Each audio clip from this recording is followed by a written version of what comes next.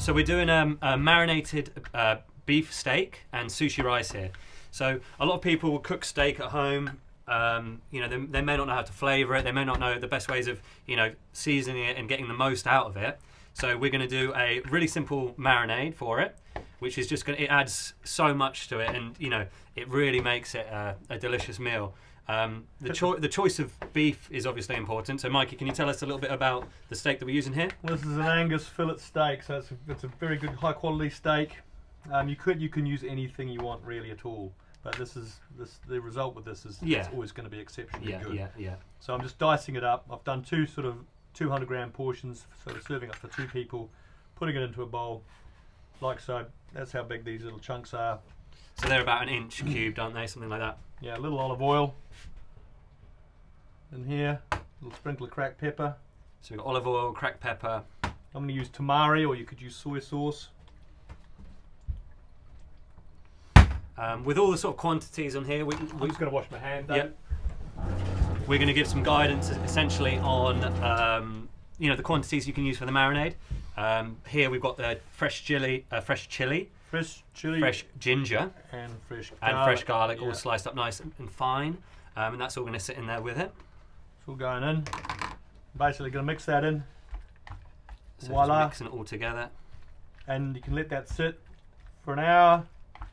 24 hours, for as long as you like. And you will see more of an infusion flavour the longer you leave it? Yeah, the longer you leave it, it'll actually, if you add lemon juice to this too, it'll break it down and it will start to cook it, so the longer it stays in there, the better and the more intense the flavour will become. Yeah, perfect. So that's kind of a basic little excellent marinade there. Yeah, fantastic. We're gonna pop that on the bench till the sushi rice is ready, then we're gonna smash that up on the fry pan. Cook it up just quickly and bang, job done. Perfect. Right, it's time to cook our beef marinade. So that's been marinating for about an hour now, isn't it? Yep. Put it out, let's go and get the pan. Hot Yep. pan, a little bit of olive oil. Perfect. Just like that. There you go, it's in.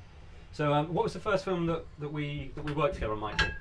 We met up on the Heart of the Sea, wasn't it, Dave? That's right, yeah. Heart of the Sea, yeah. So that was almost 3 or 4 years ago now, something like that. 3 years ago? Good 3-4 years ago? Yeah. So yeah, we were working over at Leavesden Studios. Leavesden, yeah. So I was just finishing up on X-Men Days of Future Past with Hugh, and then I was asked to help with the cast on Heart of the Sea, and I flew over from Montreal into London to meet up with Ron Howard and the producers and stuff to talk about what the requirements were. And that was when we first met. We had a meeting with a couple of the producers, didn't we? Yeah. Talked about, you know, food and we talked about the food, the menu, the training, how we would get them through the journey of that film, which was going to be one of the most challenging that we'd both ever done.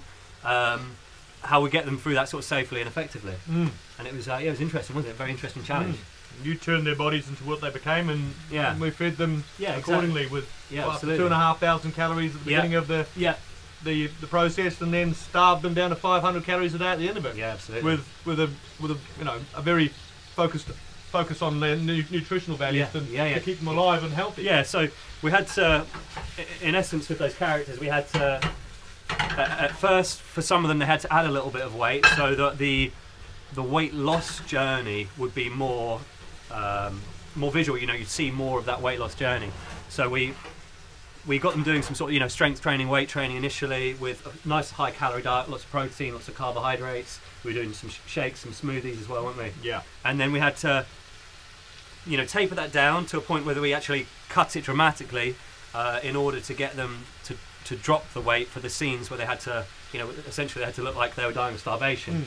They were in good shape, weren't they? Had low body fat, low body fat, good muscle mass. Exactly, yeah. Which was easy to reduce quickly. Yeah, to drop down. Yeah. And but part of that process obviously was maintaining their energy levels through that, and also maintaining their sort of immunity, their immune health.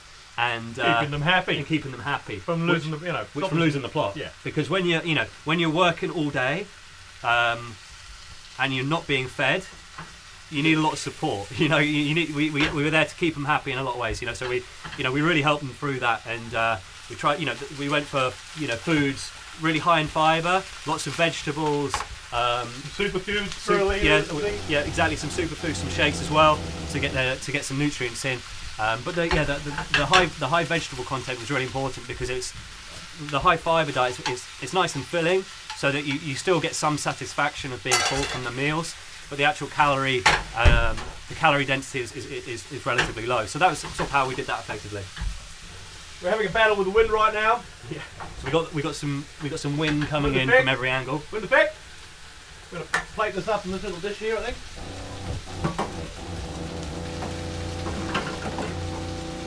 Yeah, it's a great job. And then we went. We started off in Leeds Studios where they had a massive rig going on with a huge ship. Yeah, so exactly. So they built a version of the ship, which they had set up in the studios in a paddock tank. So they did a lot of the filming there, and then we were at the studio for a couple of months probably, and then we went out to the Canary Islands for the rest of the shoot. And it was good. It was good, wasn't it? It was a great job. It was a great job. You know, we were looking after about 20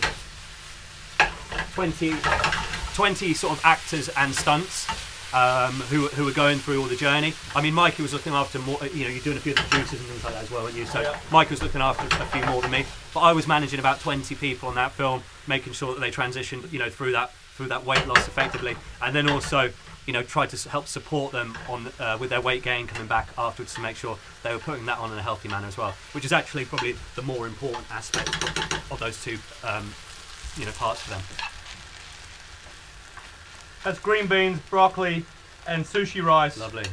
Basically, we just cooked it off quickly because we pre-cooked the rice and cooled it down. Yep. And just quick flash in the pan. That steak's ready. You guys like your steak rare, don't you? Yeah, I like the steak rare, yeah, absolutely. Yeah.